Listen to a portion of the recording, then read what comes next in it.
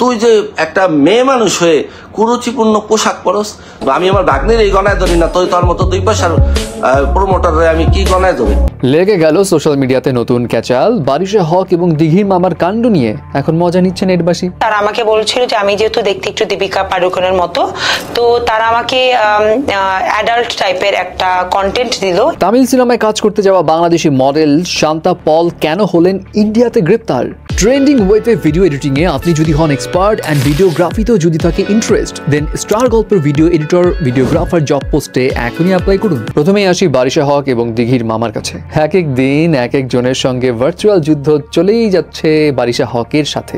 এবার লেগে গেল যুদ্ধটা দিঘির মামা ভিক্টরের সঙ্গে। রিজন, দিঘির মামার এই ভিডিও। মজার ব্যাপার হচ্ছে যে আপনাকে বলি, আমাকে নিয়ে ভিডিও বানায় একটা মহিলা, বেচারা মামা কড়া একখান ফিল্টার লাগায়া নিজেকে কমেডি লর্ড মনে করে বারিশা হকের এমন একটা ভয়েস নিয়ে ভিডিও বানিয়েছিলেন, কিন্তু মামার ভিডিও দেখে কমেডি না লাগায় বোধহয় চটে গেছেন বারিশা হক। তিনি ফেসবুক দরবারে জানিয়ে দিয়েছেন মামা হিসেবে দিঘির মামাকে ত্যায্য করা হলো।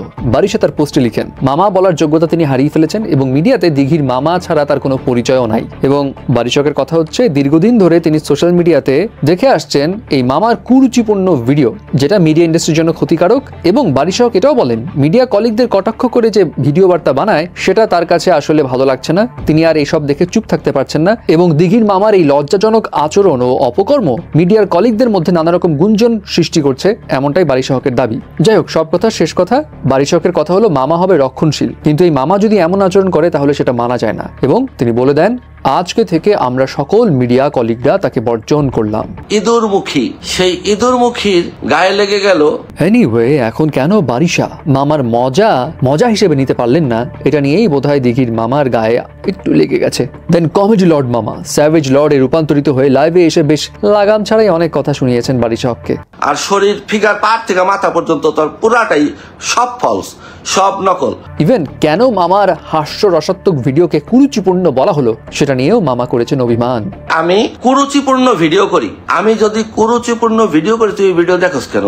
আর তুই যে একটা মেয়ে মানুষ হয়ে কুরুচিপূর্ণ পোশাক পরস।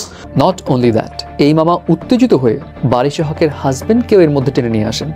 তো আমার পরিচয়ের আগে তুই তোর জামাইয়ের পরিচয় জিজ্ঞেস কর, যে তোর জামাইয়ের পরিচয় কি। আমি উপর আল্লাহ সাক্ষী, আমি নিজে দেখছি, নিজের চোখে ওর জামাইরে দেখছি, ওর ব্যাগ নিয়া, ওর ভ্যানিটি ব্যাগ নিয়ে ওর পিছে পিছে ঘুরতে। আমি ভাবছি ওর ড্রাইভার। যাই হোক, অনেকে মামার এমন চাপার জোর দেখে মজা পাচ্ছেন, কেউ শখ হচ্ছেন, কারণ মামার তো এমন রূপ দেখা যায় না। তো কারো কাছে মনে হয়েছে মামা আপনার স্যাভেজগিরিটা একটু সস্তা হয়ে গেল না। আবার কারো প্রশ্ন, বারিশা হক কেন সবার পিছে এভাবে লাগছে? অবশ্য বেশিরভাগ ক্যাচাল প্রেমী নেটিজনরা এত কিছু ভাবতে চাচ্ছে না, তারা খালি চাইছে নেক্সট কি হবে, জলদি আসো। তো দেখা যাক কি হয়। এবার আসি শান্তা পলের কাছে। মিস এশিয়া গ্লোবাল বাংলাদেশ খেতাব জয়ী মডেল এবং অ্যাক্ট্রেস শান্তা পল, যিনি কিনা তামিল সিনেমার অফার পেয়েছিলেন বলে জানা গিয়েছিল এবং এটা নিয়ে নিউজ পোর্টালে খবরও এসেছিল। বাট আলটিমেটলি তার এই তামিল সিনেমার করা হয়নি, বিকজ ডিরেক্টররা পুরো থিমটাই পাল্টে দিয়েছিল সিনেমার। তো তাদের মতে হলো, তারা আমাকে বলছিল যে আমি যেহেতু দেখতে একটু দীপিকা পাডুকোনের মতো, তো তারা আমাকে অ্যাডাল্ট টাইপের একটা কন্টেন্ট দিল, এই টাইপের মুভি তুমি করো, হয়তো বা আমরা এই টাইপের মুভি নিয়ে আগাবো। যাই হোক, এখন তাকে ঘিরে খবর, ইন্ডিয়াতে গ্রেপ্তার হয়েছেন এই অ্যাক্ট্রেস এবং সেটা কলকাতায়। ভারতীয় সংবাদ মাধ্যম থেকে জানা যায়, গত 28 জুলাই ভারতের বিক্রমগড় একটি ফ্ল্যাট থেকে শান্তাকে গ্রেপ্তার করে পুলিশ। বাংলাদেশি হয়েও কিভাবে ভারতীয় জাতীয় পরিচয়পত্র তিনি পেলেন তা খতিয়ে দেখছে গোয়েন্দা পুলিশ।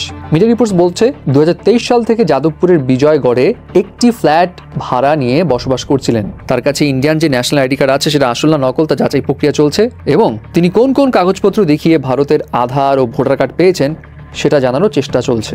যাই হোক, এখন তার এই বিষয়ে কোনো শুরু হয় কিনা দেখা যাক।